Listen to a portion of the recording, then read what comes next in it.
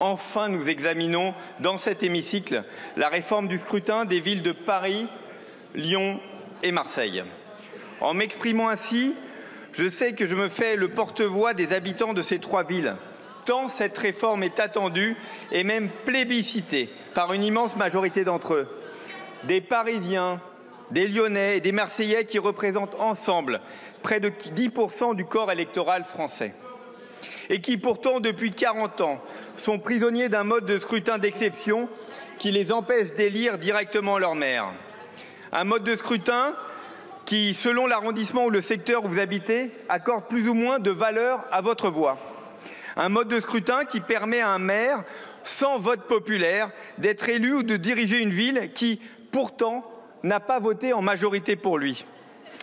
Un mode de scrutin qui divise physiquement ces trois villes en zones partisanes, ou pour ou contre la mairie centrale. C'est pour toutes ces raisons qu'avec mes collègues du groupe Ensemble pour la République, nous avons voulu déposer cette proposition de loi réformant le mode d'élection des conseils municipaux à Paris, Lyon et Marseille.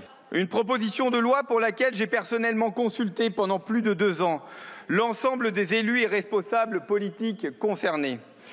Une proposition de loi dont l'examen en commission a encore démontré qu'elle propose le système le plus lisible et efficace pour réformer les modes de scrutin parisiens, lyonnais et marseillais. En instituant 2 urnes, une pour les arrondissements et une au niveau de la ville.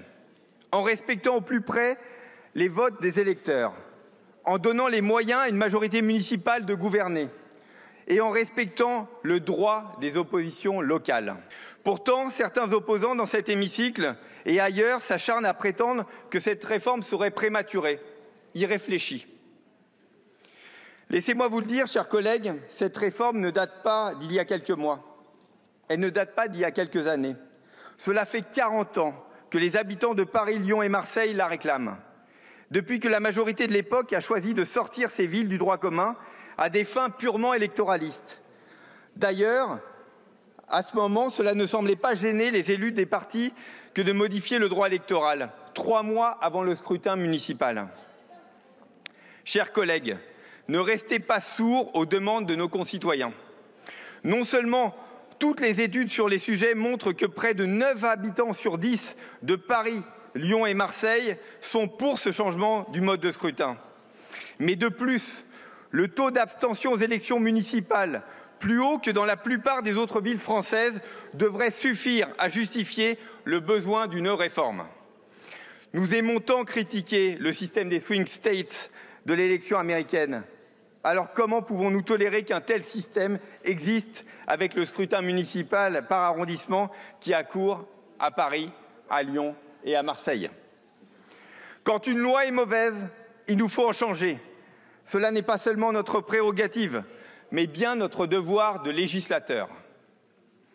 Donnons aux Parisiens, aux Lyonnais et aux Marseillais un scrutin plus lisible, plus transparent, pour qu'ils cessent d'avoir le sentiment, à chaque élection municipale, que leur vote ne sert à rien. Par ce vote, ce soir, disons-leur que leur voix compte et que leurs élus à l'Assemblée nationale les écoutent.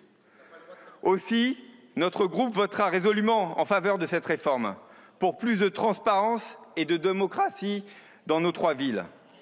Pour qu'enfin, un Parisien égale une voix, un Lyonnais égale une voix, un Marseillais égale une voix. Je vous remercie.